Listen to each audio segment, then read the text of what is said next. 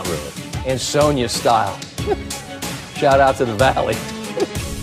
CeeDee Lamb. Okay, so that was going to be good enough. But then this. Adam Thielen is over his head. Oh. Well, it is, but it doesn't matter. An incredible one-handed grab from Adam Thielen. He had 8 catches, 123 and 2 touchdowns.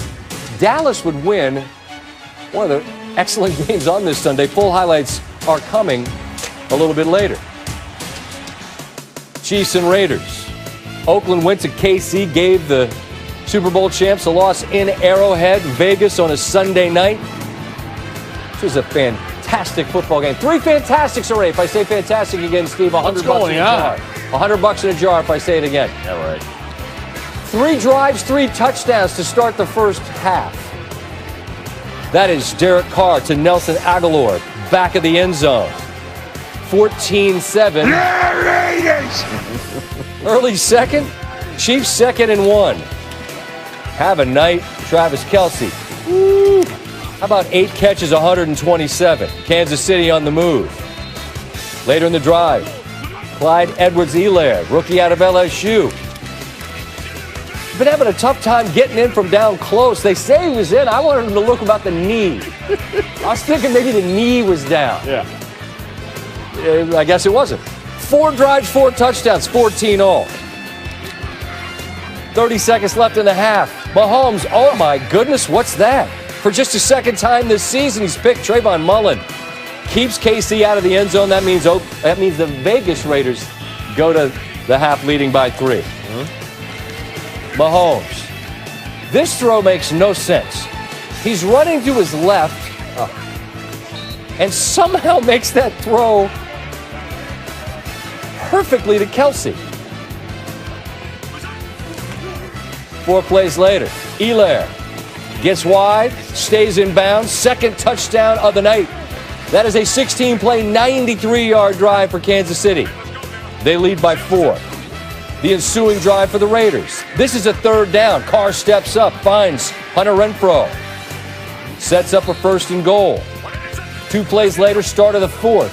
Carr, great play design. They get their tight end wide open. Remember the idea of tight end wide open, and Carr, as soon as he tosses it, knows, I got my guy. Raiders back in front. Next Chiefs drive. 4th and 2. Mahomes pressured.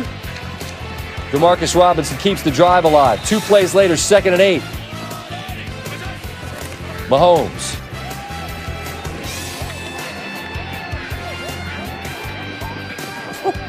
I didn't think Kelce got his feet in, but they take a look in slow motion. Now he's an athlete, Scott. Left, right toe drag. Have a night, Mr. Kelce. Fantastic. This is the second double-digit 90-plus yard drive they have of the evening that results in a touchdown. Le'Veon Bell, first score since week 11 of 19, 28-24. But here come the Raiders. Carr to Aguilar. Did he catch it? No. But there's P.I., and Oakland gets down there. That's Oakland. That's 2 Oaklands. It's Vegas. I haven't done it all year. It's Vegas. It's 3rd and goal.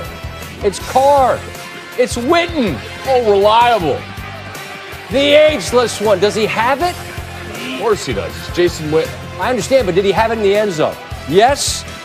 And the Raiders have got the lead, and everyone in America said 3 words. Too much time. Yep. Because it's this guy. It's Mahomes. Mecole Hardman, 16 yards. Mahomes. Kelce, 15 yards. Remember Waller, wide open earlier? Tight end, Steve. Scott, they're always wide open. Just not like them. this. You can't lose Kelce like that with 28 seconds left. The Chiefs go right down the field, take the lead.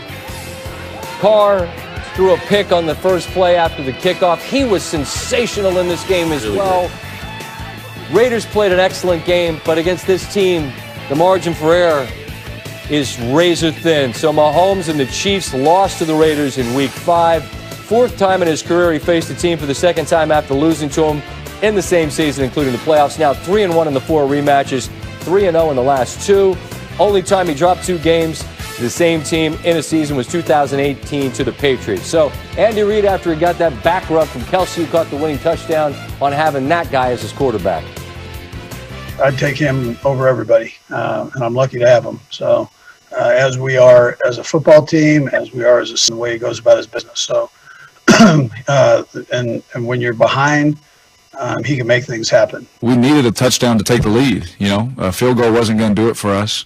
And so obviously you score and then you look at the clock, and I've done that too with, in the Superdome with Drew Brees. I've looked up and been like, oh gosh, anytime you got, these professional quarterbacks, man, hopefully me included, whenever you give us time, any kind of time with a little bit of a field, I mean, you feel excited to go win the game. That's what we live for. It's what you dream of. Tim Hasselbeck and his now robust holiday beard join us. And Tim, when the Raiders score to take that lead, there's this sense of inevitability that Mahomes is going to do exactly what he did. If you're any team playing defense in that spot, what do you do? I mean, you hold on for dear life. Scott, it's important for people to realize when you get into a 2-minute drive situation, the defenses are more vanilla. It's really only coming out of a stoppage of the clock where you're going to get some type of unique blitz or some type of trap coverage. It's just too hard to get it called, communicated, lined up, and executed. And so what happens is you get basically basic coverage. And that's why you saw Mahomes just do such a good job early in the drive of getting the ball out. But then his ability to extend the play, which then distorts that coverage, which then creates huge openings. That's why guys get so wide open. And then it's his ability to make these wild throws that really, as you said earlier in the highlight, like this throw makes no sense. It seems like he has one of those every single week. And so, yeah, it's in that situation where you think, yeah, with this much time, with the defenses that he's going to see and his ability to escape, he's going to get this done. Having said that, this Raiders team played a tremendous game, and they've beaten them once. So, yes, it felt inevitable. But this Chiefs team also has maybe a bit of vulnerability. Do you sense that as you watch them, that the wiggle room is maybe a little smaller than we might perceive it to be?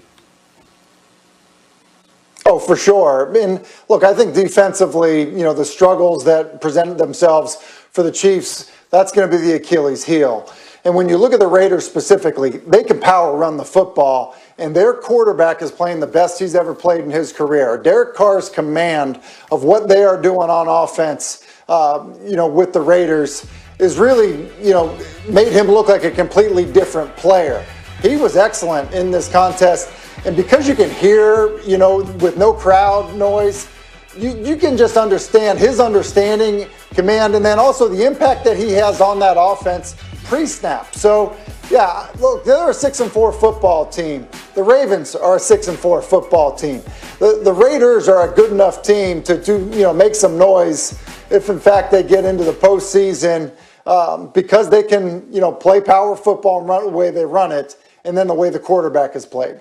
Yeah, he's taken a step, clearly. I think Carr's elevated. You saw it on display in this one, just was playing against the wrong guy and the wrong team. Sit tight. You mentioned the Ravens. I want to circle back to them and a couple of other teams from the AFC, and we'll get right to the game between the Colts and the Packers. Colts are one of the 6 AFC teams who began the day with a 6-3 record, hosting these 7-2 Packers. Green Bay out to a 7-0 lead, and then I'm going to say it throughout the show, this class of rookie wide receivers. There's Michael Pittman out of USC.